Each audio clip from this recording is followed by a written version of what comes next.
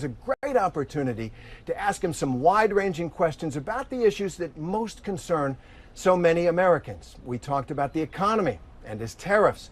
We talked about immigration and those deportations. And you can see here the White House has put up some posters that they say show some of the violent criminals that have so far been deported. We talked about a lot more as well. The president's answers were provocative, at times combative, and always he was strong in his convictions about his policies.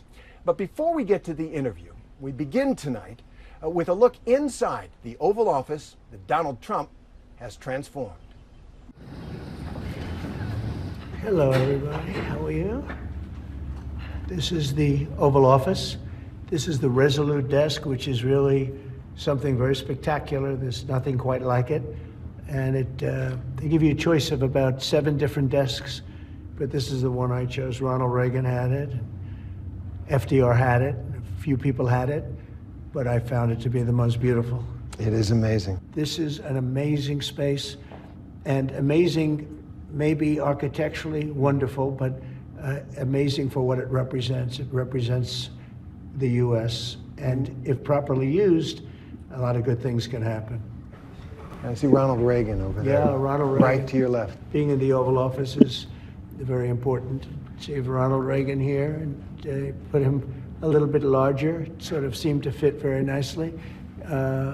You have Democrats a little bit. You have Franklin Roosevelt. Franklin Roosevelt. So you look at that picture and people say, well, what's he doing up there? But look, he was a serious president, whether we like it or not. He was a 4-termer. And, went through a war. You have Lincoln, you have Washington, but you look over here, that's Monroe, the Monroe Doctrine. Why is he up there? I think the Monroe Doctrine was pretty important. That was his claim to fame. Over here, you have the original of Abraham Lincoln and George Washington, and of course, you have the Declaration of Independence. What does it mean to you? Well, it means exactly what it says. It's a declaration. It's a declaration of unity and love and respect, and it means a lot. And it's something very special to our country. Lincoln's portrait up there. I'm not familiar with that one, but I think when I'm looking at that famous line in the second inaugural, with malice toward none, with charity toward all. Well, he was a great president. He went through a lot. And the Oval Office is always changing between presidents. And it changes, that says something. It does. What does this say about how you feel about the country and the office? Well, I think it says I love the country. I mean, I'm putting pictures of presidents up that have never been up, pictures that weren't largely used. And in many cases, great men, in this case men, but great men, of great achievement. And your every detail, it seems. Yeah. This is your office. I'm a very detailed person. I'm a very clean person. I like cleanliness. I like to see this space be treated properly. I've added a lot to the space in terms of beautification, in terms of modernization. That's a gallery of presidents. It really is. It really is. So, and it's an honor to have you people with us. Mr. President, thank you for doing this. Thank you very much. Here in the Oval Office, it's special. 100 days into your second term. So what's the one thing, just one thing, that you think is the most significant thing you've done so far in these 100 days? Well, I think maybe the border is the most significant because our country was really going bad. They were allowing people to come in from prisons, as you know, and you've heard me say it, but you've heard a lot of people say it. Prisons, mental institutions, gang members, murderers. We had many murders, 11,888, they think. Some murdered more than one person. So you had murderers coming in, you had everybody coming in, and not just South America, from all over the world. They were emptying their prisons into our country. And now it's totally closed down. And you've seen just yesterday, they announced 99.9%. Nobody thought that could happen. And it happened quickly, very quickly. And I think that's very significant. But we're doing other things that are very significant. The results will take a little bit longer because it's one of those, it's complicated. It's many years of trading abuse. We've been abused by other countries for years and years. They laughed at us. They thought we were stupid people. And we're fixing it. And I think that's going to be very, very important. But We have a lot of ground to cover. yeah, I would really say that the border is so important. You know, just And can't we'll get there. let that Immigration, happen. huge, Yeah. and we're going to get there. But I want to start Sure. with the economy, the number one issue for so many people, for just about everybody. It's one of the main reasons that you're back in this office. And now we have this trade war with China that Moody's and other analysts say is going to cost American families thousands of more dollars per year. And there is a lot of concern out there. People are worried, even some people who voted for you saying, I didn't sign up for this. So how do you answer those concerns? Well, they did sign up for it, actually, and this is what I campaigned on. I said that we've been abused by other countries at levels that nobody's ever seen before. We were losing $3 to $5 billion a day on trade. We were losing $1.5 trillion to $2 trillion a year, not sustainable. They were taking advantage of us like they've never. I could have left it that way, and at some point there would have been an implosion like nobody's ever seen. But I said, no, we have to fix it. I've wanted to do this for many years. You know, I had the best economy during my first term. We had a tremendous economy, tremendous success. And we did tremendous numbers of tariffs on, we took in a lot of money from tariffs, China in particular, hundreds of billions of dollars in tariffs. We had no inflation, as you know. We had an incredible economy. We're given credit for a great economy. But I said, we have to fix this, otherwise it's just not self-sustaining. Well, one of the things you ran on was you'd said you'd bring prices down on day one, Yeah, and that and it I would have. happen fast, and that it would happen fast. I And have. most economists will tell you that tariffs will raise prices. So don't your tariffs cut against that promise you made to bring prices down? No, because I had massive tariffs on China, if you remember, in my first term, and we had essentially no inflation, like around 1% inflation, which is like a perfect number. And then when Biden took over, it went through the roof. It went to probably the worst inflation we've ever had. I mean, we had an inflation nightmare. Now, if you look at what's happening now, we're only there for 100 days, as you say. And in 100 days, we took over. We had bad inflation for 4 years, for 2 years especially 2 years of his administration. I would say record-setting like we've never seen. They say 48 years, the worst in 48 years. I say it was much worse than that. Yeah. Right. So now if you look at what's happened, energy is down. Gasoline hit $1.98 in a few states during the last couple of days. It was $3.50 and $4 and $4.50. But gasoline is way down.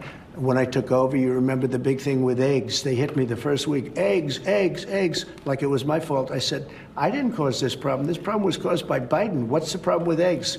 And they said, they've doubled. And well, eggs are down 87% since I got involved. A lot of that is and bird by the way, flu, and there right? were plenty of eggs for Easter, which we just went through. There were plenty of eggs for Easter. They were saying you won't have enough eggs for Easter.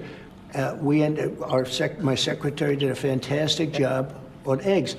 Groceries are down.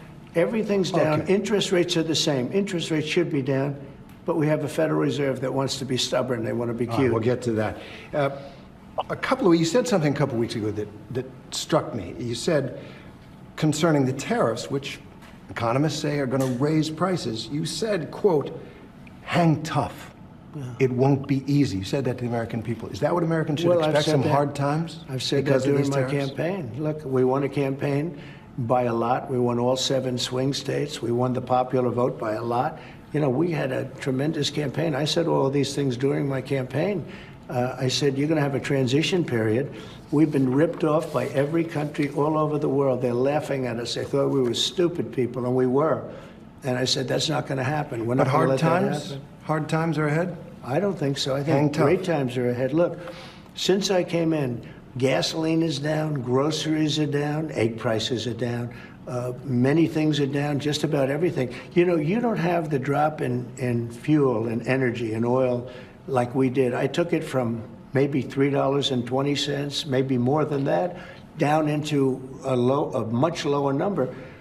when you have that kind of a drop, you're not going to have inflation. Not now, but it's the tariffs, right? We still have 145% tariffs on China. Your Treasury Secretary said we basically have an embargo on China. Look, you're trying to say something's going to happen, Terry. No, okay, well, nothing's going to happen. You know business. Terry, I want to ask you. I do know business. Yes, and so 145% tariffs on China, Yeah. and that is That's good. basically That's an good. embargo. They deserve it. It'll raise prices on They everything deserve from it. electronics to clothing to building houses. You don't know that. You don't know whether or not China's going to eat it. That's mathematics. China probably will eat those tariffs, but at 145, they basically can't do much business with the United States. And they were making from us $1 trillion a year. They were ripping us off like nobody's ever ripped us off. And by the way, we have other countries that were just as bad. If you look at the European Union, it was terrible what they've done to us. Every country, almost every country in the world was ripping us off. They're not doing that anymore. I want you to think about the boom that this country has had in small businesses, mom and pop Etsy stores, small businesses that became They big haven't businesses. had a boom because of inflation. Well, the boom what they've done was inflationary boom.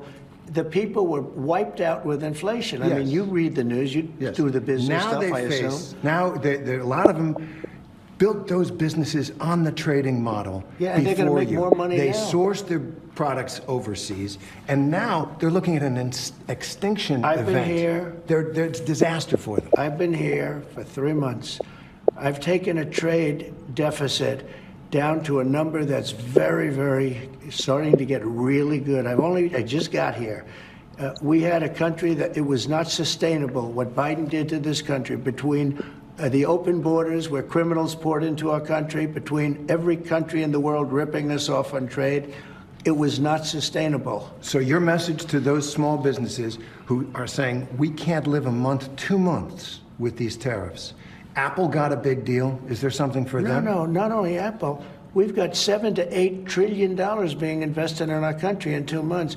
Biden didn't have that over a year. I mean, if you look at Biden, nobody was really investing in this country. Everybody was ripping off our country.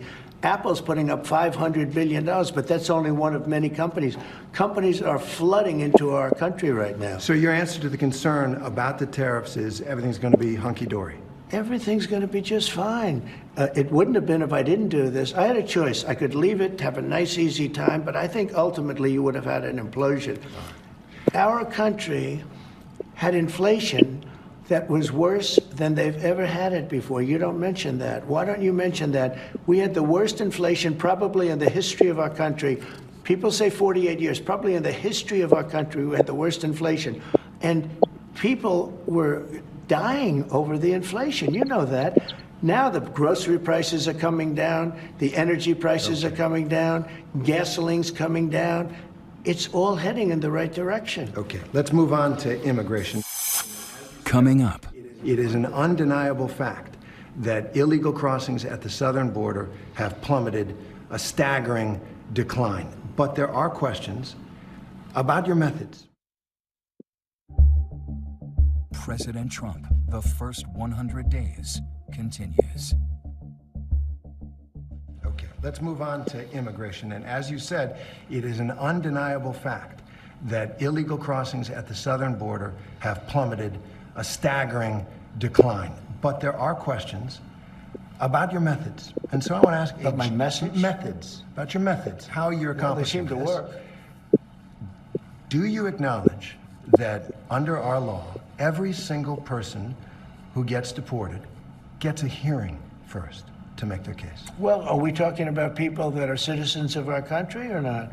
No, you're not deporting citizens at this point. Well, let me ask you, did they get hearings when Biden allowed 21 million, because I think the number is 20 million people to flow into our country? You had 21 million people that came into our country through a stupid open border, and they were prisoners, and they were people that you don't want, in many cases, in our country, right? They came from all over the world. They came from the Congo. They came from South. They came from all over the world. We're talking about some of the roughest countries in the world they had here, including terrorists, by the way. Now, but did we give them a hearing when they came in? Well, the law requires that every single person who is going to be deported gets a hearing first. Well, do you acknowledge that? I'll have to ask the lawyers about that. All I can say is this. if you're going to have 21 million people, and if we have to get a lot of them out because they're criminals, we're going to have to act fast. We can't. Do you think we can give 21 million trials? Let's say each trial takes 2 weeks.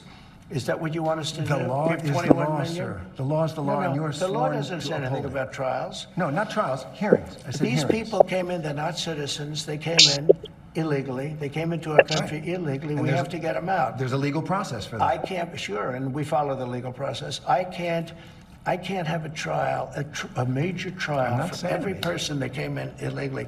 We have thousands of murderers that came in.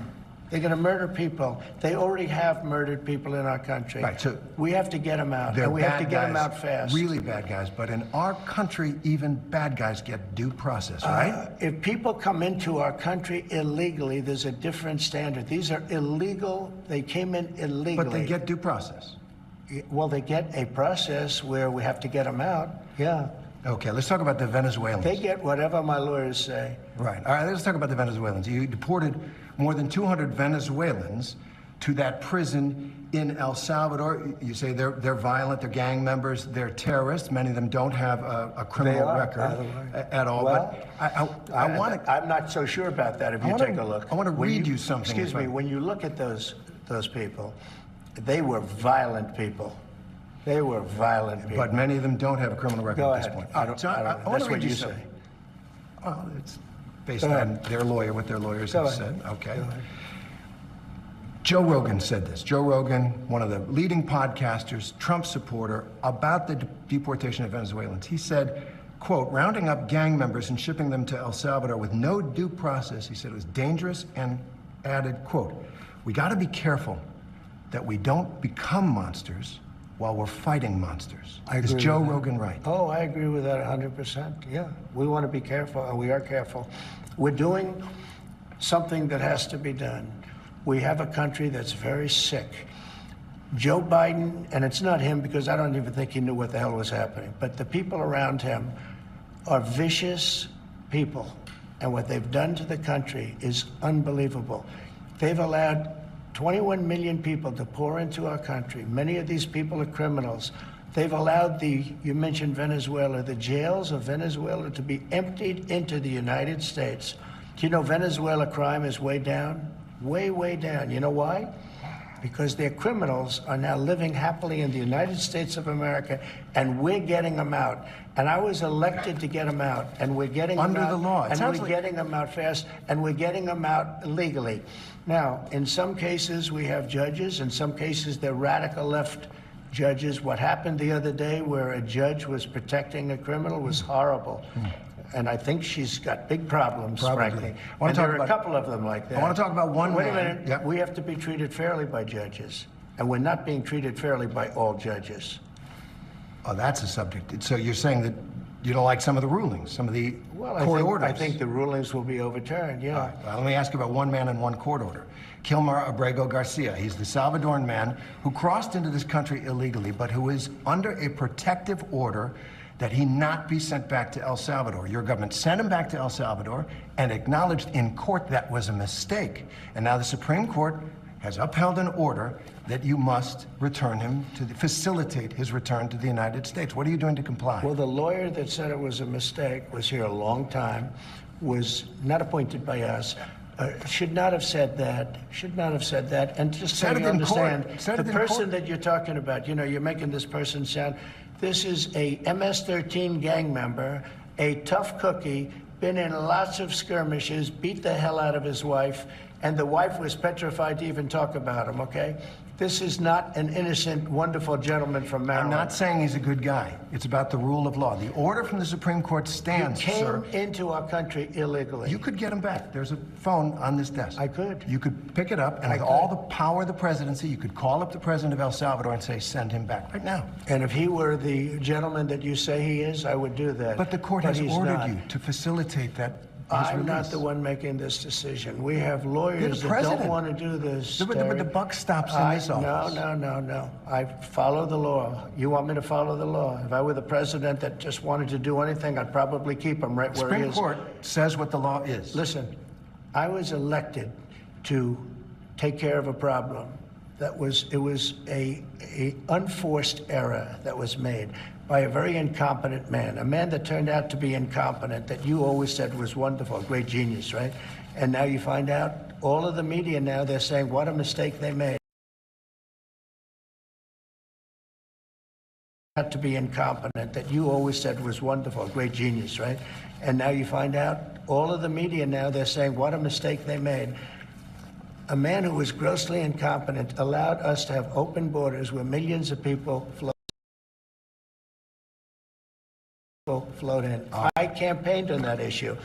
I wouldn't say it was my #1 issue, but it was pretty close. Right up there. I campaigned on that issue. I've done an amazing job. I have closed borders. He said you couldn't do it. You wouldn't be able to do it. It would never happen. Well, it happened, and it happened very quickly. Wait a minute. When we have criminals, murderers, criminals in this country, we have to get them out, and we're doing it. By law. And you'll pick out one man, but even the man that you picked out, he said he wasn't a member of a gang. And then they looked, and on his knuckles, he had MS-13. There's a dispute Well, over that. Wait a minute. He had MS-13 on his knuckles tattooed. Oh, he had some tattoos that are interpreted that way. But let's move on. Wait a minute. Hey, Terry. He did not Don't have the do that. letter MS-13. It says MS-13. Yeah, that was Photoshop. So let me That was Photoshop. Terry, you can't had- do that. Hey, they're giving you the big break of a lifetime. You know, you're doing the interview. I picked you because, frankly, I never heard of you, but that's okay. But I picked you, Terry, but you're not being very nice. He had MS-13 tattooed. We'll agree to disagree. I want to move on to something else. Terry, do you want me to show you the picture? I saw the picture. We'll and you think it agree was to disagree. Photoshopped? Well, Here we go. Don't Photoshop it. Go look at his hand. He Fair had enough. MS-13. He did have tattoos that can be interpreted that way. I'm not an expert on them. I want to turn to Ukraine, No, sir. Terry, I want to get to Terry, Ukraine. No. He had MS, as clear as you can be, not interpreted. This is why people no longer believe the news, because when it's he was fake photographed news. in El Salvador, they aren't there. But let's just go on. They aren't there when he's in El Salvador. They Take a weren't look there, at the but they're photograph. there now, right? No, but they're there in now. your picture. Terry, Ukraine, sir. he's got MS-13 on his knuckles. All right. Okay? Well, we'll take a look at that. You do We'll take a such a look at that. disservice. We'll take a look at Why that, don't you sir. just say, yes, he does, and, go on to something else? It's contested. Ukraine. Coming up, the Russia-Ukraine war Don't You forget, think he wants this peace? is You think Vladimir Putin wants peace? and that historic meeting. President Trump, the first 100 days, continues. I want to turn, I was just in Rome, and to that moving photograph of you and President Zelensky sitting in St. Peter's Basilica talking peace. It went around the world. Sure. Take us into that moment.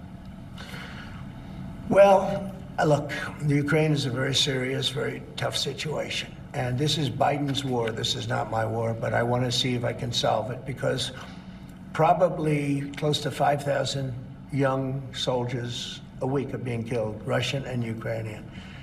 We also spend a tremendous amount of money in Ukraine, and Europe should be spending much more than us. They're not. They're spending much less. It's been badly handled by the Biden administration. It's been badly handled all the way around, the way around. That moment.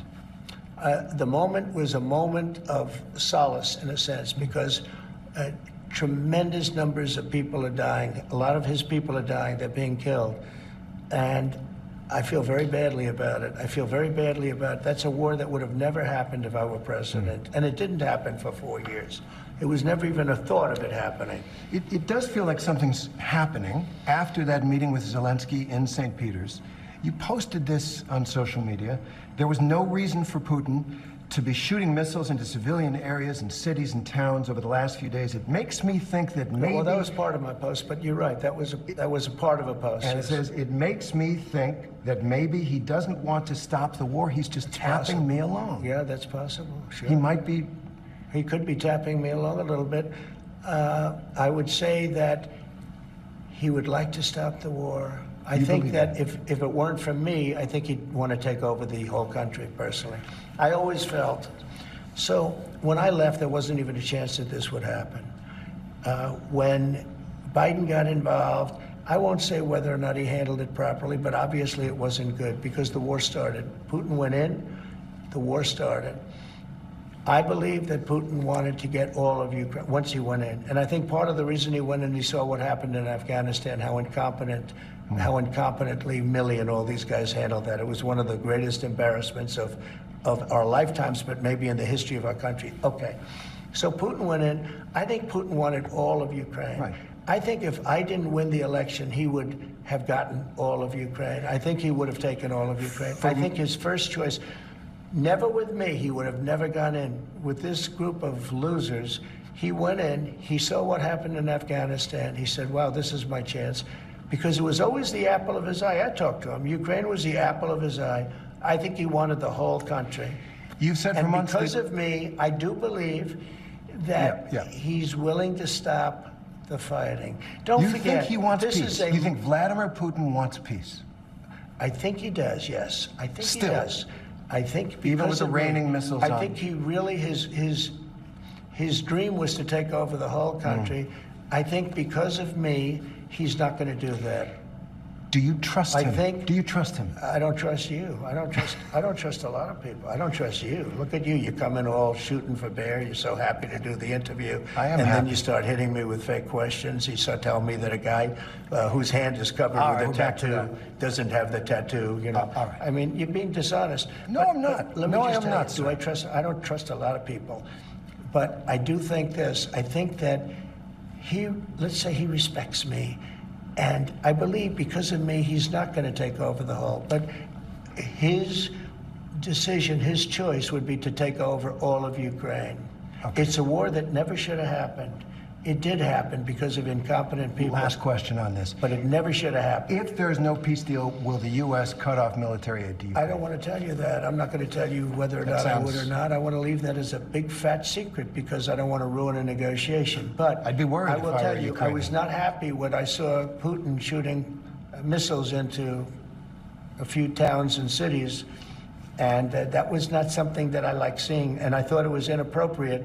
But I think the whole war is inappropriate. Okay. Again, it's a war that shouldn't have happened. This is a war that if the election weren't rigged, and it was totally rigged, the 2020 election, if it weren't rigged, you wouldn't have that. You wouldn't have had the embarrassment of Got Afghanistan. it. You wouldn't have October 7th with Israel. You wouldn't have had any of the problems that you Thank have you. right now. I want to ask one and question. you wouldn't have had inflation either. All right. I want to ask one question about Defense Secretary Pete Hegseth. There's a lot of turmoil at the Pentagon right now. There's the signal chat with his wife on it where he's discussing that attack in Yemen. There's another signal chat discussing the attack on Yemen. There's a reporter accidentally involved. You said the other day that you had a talk with the secretary. Did you take him to the woodshed? I had a talk with him, and whatever I said, I probably wouldn't be inclined to tell you. But we had a good talk. He's a talented guy. He's young, he's smart, highly educated. And I think he's going to be a very good hopefully a great defense secretary, but he'll be a very good defense secretary. You have maybe 100% confidence in I Pete don't have Hegseth. 100% confidence in anything. Okay? Anything. Do I have 100%? It's a stupid question.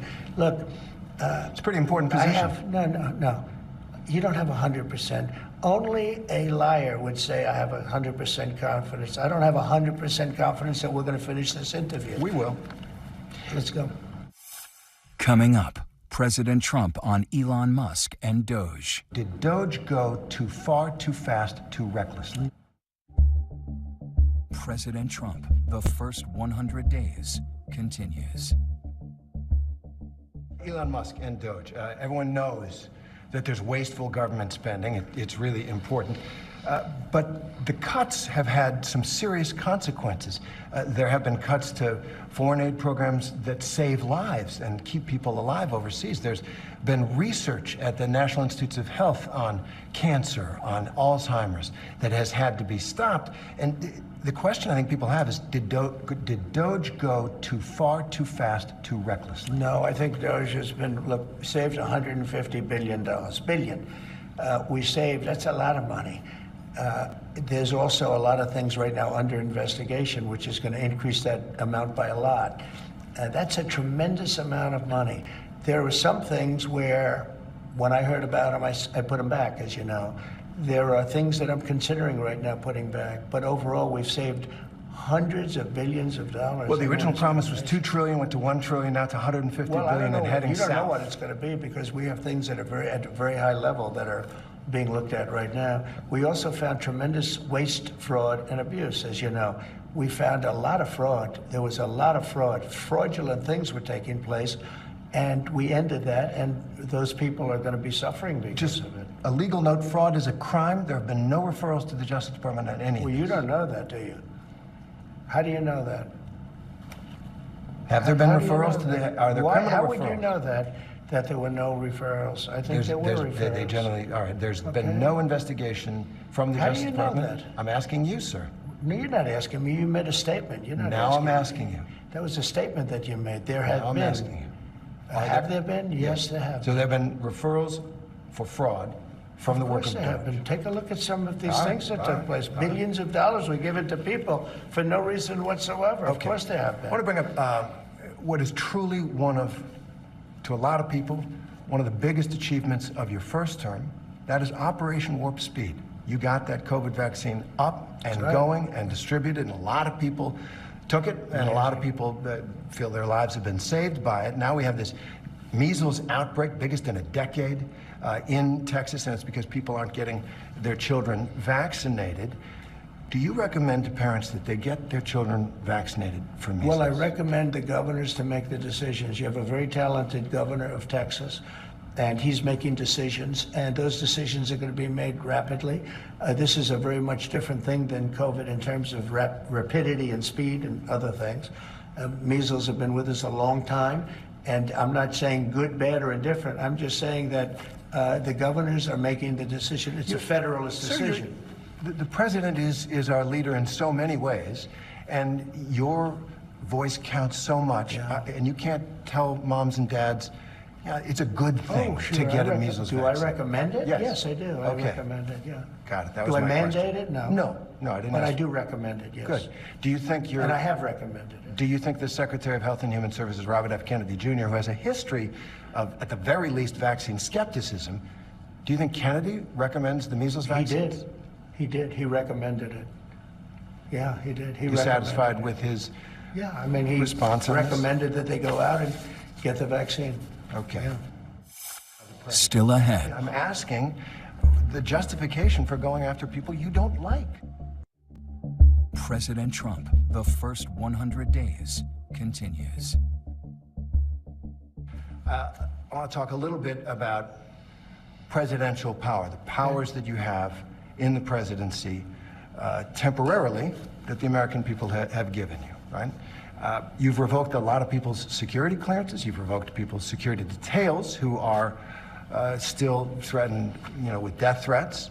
You've gone after law firms because they've employed people you don't like, or they have represented people you don't like. Well, they obviously agreed because they paid me a lot of money. Well, the reason they agreed is because you were threatening to destroy their business with your executive order that said you can't represent clients for the federal government. That's their bread and butter. Boys. These are the biggest, most powerful lawyers. These are not people you got a lot of leverage are easily intimidated. As president, you've got all the cards. I mean, they paid hundreds of millions of dollars because they felt, I guess, they probably felt they did something wrong. It was for survival, sir. No, it isn't. You're crushing their business. These firms are very powerful firms, and there's 15 of them. And these are firms that probably, look, you have to ask them. In fact, this is a separate story. You have to ask them, why did you all pay Trump hundreds of millions of dollars in services, etc.? Why did you do that? I don't know. You don't think that we have a clause in the thing that while we admit no wrongdoing, but it's like one of those things. And now I'm friendly with those firms, but it's, these are the most powerful firms in the world. And they just signed whatever I put in front of them. I've never seen anything like it. I'm actually surprised myself in a certain way. But they obviously felt they probably did something wrong. I guess that's why they signed. I guess the question out of that is the concern that people have. Are you using your powers as president to get personal revenge? No, I'll tell you what. You're really not asking, and you should be asking.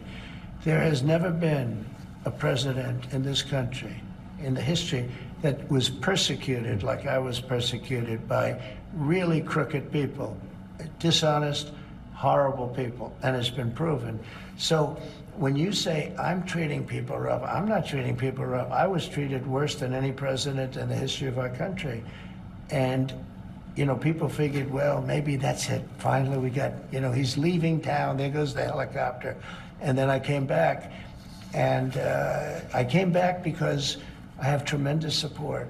You know, when you win an election like I won it, and you will admit I won all 7 swing states, I won the popular vote, I won 2,750 districts compared to 500 districts.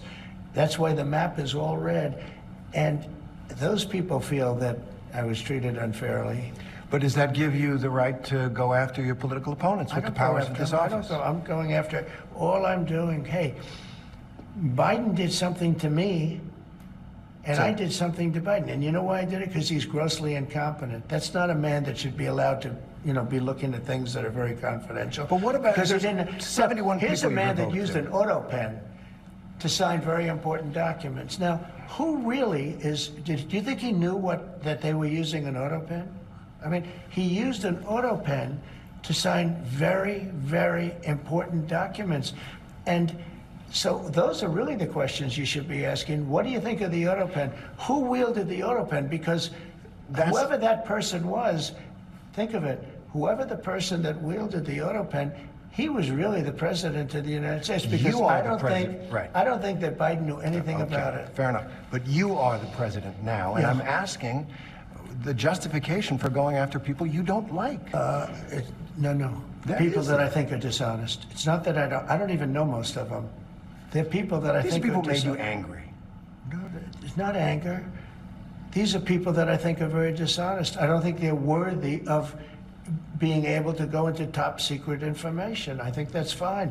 And Biden did that with many of our people. But when you look at it, these are people that I don't think are worthy. That's my decision. It's not a question of anger. Okay. I understand you just had a phone call with a new Canadian premier, and they just had this election. Yeah. You were a big issue in it, and Canadians, many of them, are really angry, furious about your talk about we're going to take over, Canada's going to become the 51st state. And it kind of is of a piece. A lot of travel is down into the United States from around the world. It feels like there's been reputational The damage. country's doing great. Well, prices are down. Not the tourism. Gasoline's down. Energy's down. Tourism is going to be way up. Wait till you see the numbers. The tourism is way up. Not now. Now Canada, tourism's doing very well. We're doing very well. We're doing very well. Wait till you see the real numbers come out in 6 months from now. Wait till you see the numbers. But do you think, I'm going to ask good. you, if I may, do you think the reputation of the United States has gone down under your presidency? No, I think it's gone way up, and I think we're a respected country again. We were laughed at all over the world. We had a president that couldn't walk up a flight of stairs, couldn't walk down a flight of stairs, couldn't walk across a stage without falling. We had a president that was grossly incompetent. You knew it, I knew it, and everybody knew it, but you guys didn't want to write it because you're fake news. All right.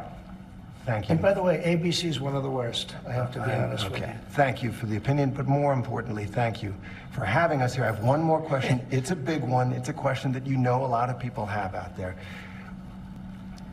What do you say to people who are concerned you are seizing too much power and becoming an authoritarian president like we haven't had before? No, I would hate them to think that. I'm doing one thing. I'm making America great again. We have a country that was failing. We have a country that was laughed at all over the world. We had a leader that was grossly incompetent. He should have never been there. The election was rigged. He should have never been there. Our country suffered greatly, and now our country's coming back like nobody can believe. I have editorials just today where they're saying they've never seen anything like it. They love it. Our country's coming back, and we're respected again. Mr. President, thank you. Thank you, Terry, very much. Once again, we want to thank President Trump for inviting us to the White House 100 days into his second term. I'm Terry Moran. From all of us at ABC News, thank you for watching, and good night.